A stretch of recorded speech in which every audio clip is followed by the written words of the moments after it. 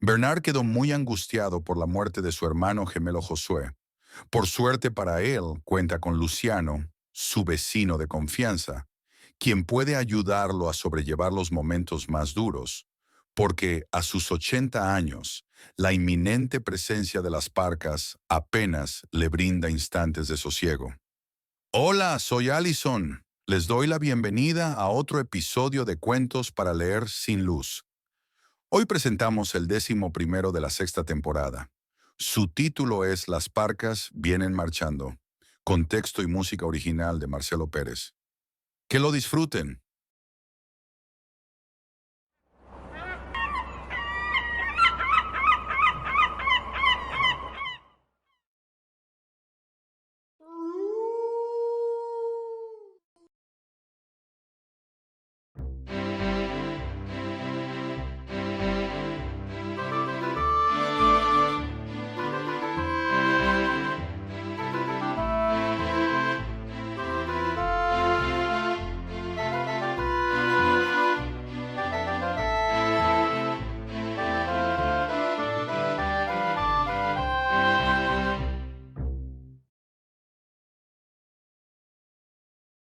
Lo curioso, lo verdaderamente llamativo, en él, no fue el hecho que fumara demasiado, sino su prognatismo, su mandíbula inferior sobresalía varios centímetros.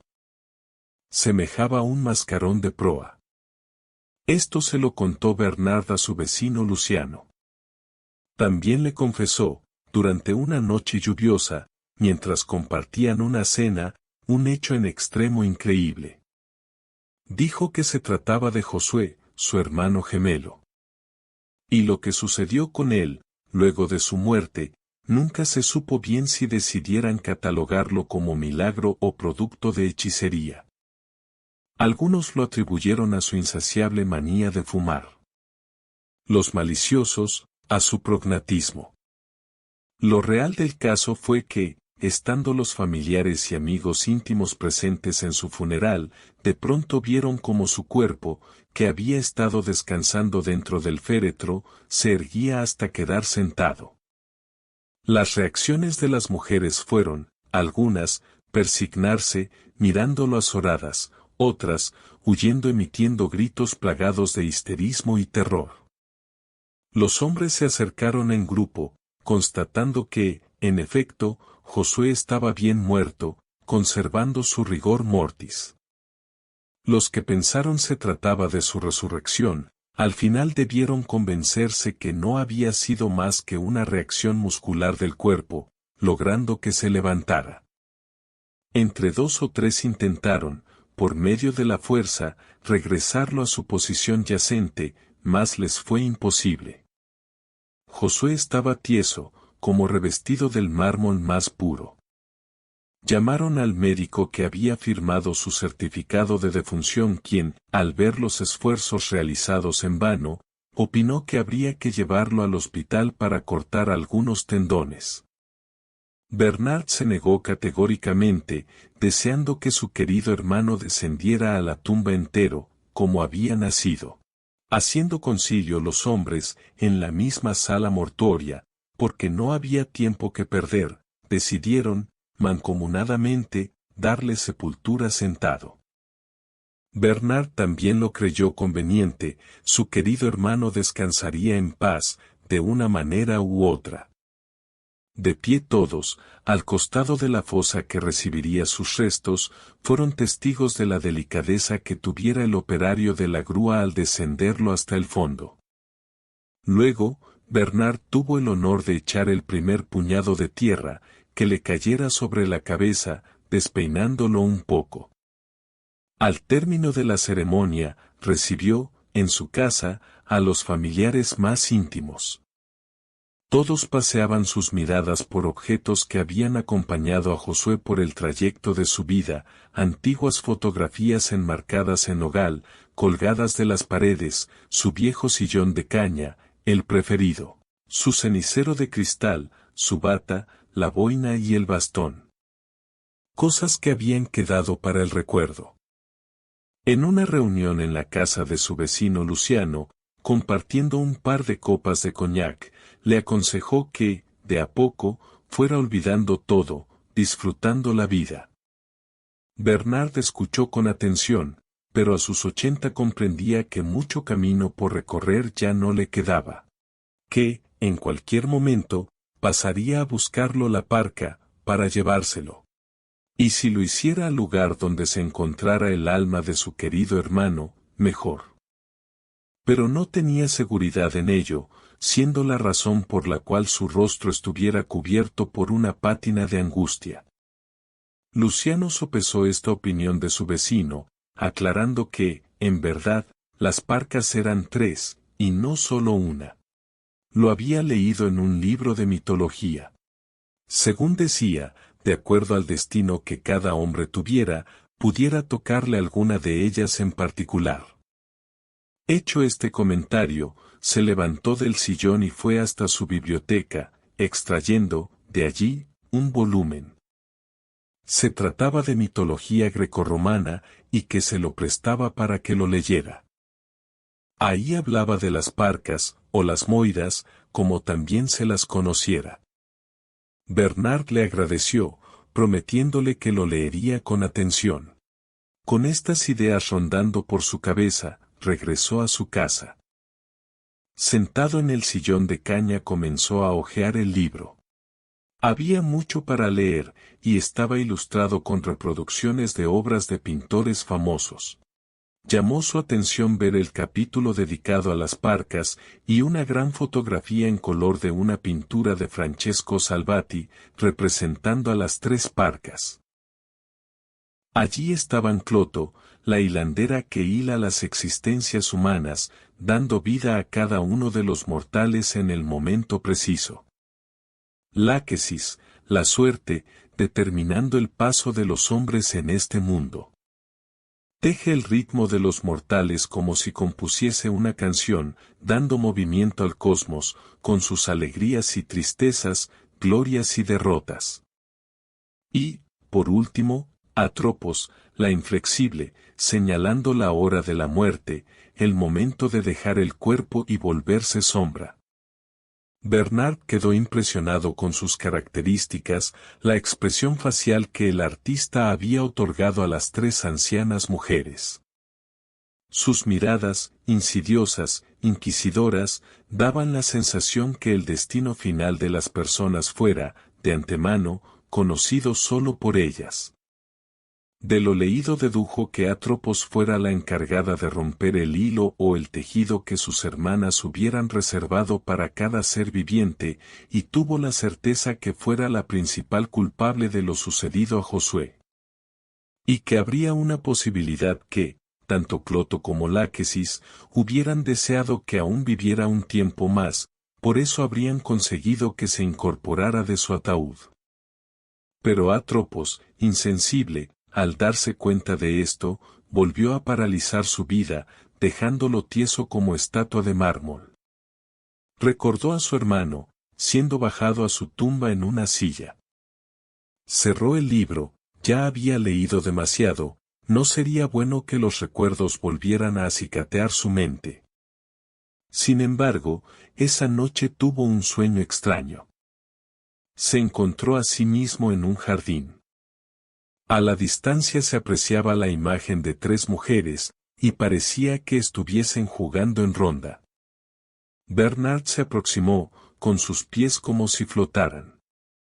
Descubrió que las 3 ancianas no eran más que las parcas, y no solo sus atuendos eran idénticos a los representados en el cuadro de Salvati, sino que sus rostros eran los mismos. Ellas, las 3 parcas, Cloto, Láquesis y Atropos, reían murmurando frases lascivas, como niñas traviesas. A manera de entretenimiento se pasaban, echándolo al aire, un ovillo de lana, del cual se desprendía un hilo que Atropos amagaba cortar con su tijera. En un momento, descubriendo la presencia de Bernard, avanzaron hacia él, con intenciones poco claras. Bernard cubrió su rostro con sus brazos, despertando de inmediato.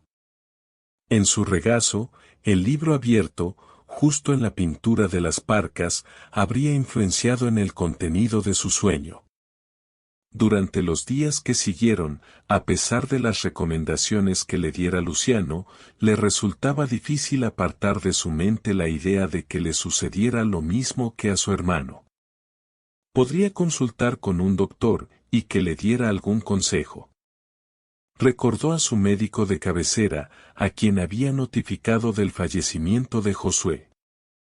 Tal vez le indicara la ingesta de un remedio que pudiera llegar a calmar su angustia. A pesar de haber reservado un horario con el doctor Hernández, debió aguardar, en la sala de espera, a que transcurrieran un par de horas antes que lo pudiera recibir.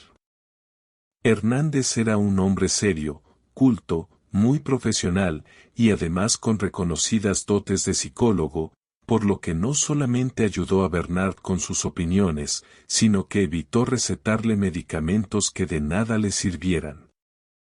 De acuerdo a lo que Bernard le expuso, Hernández determinó que lo que le estaba sucediendo era, simplemente, temor a la muerte. A no saber con lo que se encontrase, en el más allá. Y que existiera una posibilidad de hallar a su hermano, y que éste le recriminara por haberlo enterrado sentado en una silla. Bernard cubrió su rostro con sus manos, dando a entender que Hernández había acertado. Y que estos pensamientos estuvieran siendo guardados muy celosamente en su inconsciente, pudiendo sentirse avergonzado de aceptarlos como una realidad aplastante. Preguntó si había visto a Josué en sus sueños. Bernard asintió, pero aclaró que parecía estar contento, o darle algún aviso el cual no recordaba. Pudiera ser que estuviera fingiendo su enojo, o que se manifestara más adelante en el tiempo, aclaró Hernández. De todas maneras, advirtió que tratara de anotar todo lo soñado y que, en una próxima visita, lo debatieran. Lo dicho por el médico fue atesorado por Bernard, de regreso a su casa. Estaría atento a todos los detalles que se presentaran en sus sueños, sobre todo, lo concerniente a su hermano. Si Josué continuara apareciendo en ellos, habría que ver cuál fuese la razón. Hasta el momento, solo él lo había hecho, y no otros familiares fallecidos. Luego de cenar y pasar un rato leyendo el libro de mitología, decidió acostarse. Cerrando sus ojos, apoyando la cabeza en la almohada, evocó la figura de Josué, intentando soñar con él. No tardó en hallarlo en un sitio brumoso. A la distancia, divisó su rostro, y en la medida en que fuera aproximándose lo notó distinto. Parecía cubierto por un vaho de inquietud. Se veía muy demacrado, como si el rigor cadavérico continuara disgregándolo, más allá de la tumba. Bernard lo vio gesticular, mover sus manos señalando al suelo. A los pies de Bernard llegó, rodando, un ovillo de lana. Los labios de Josué continuaban hablando en silencio, murmurando palabras solo por él entendidas.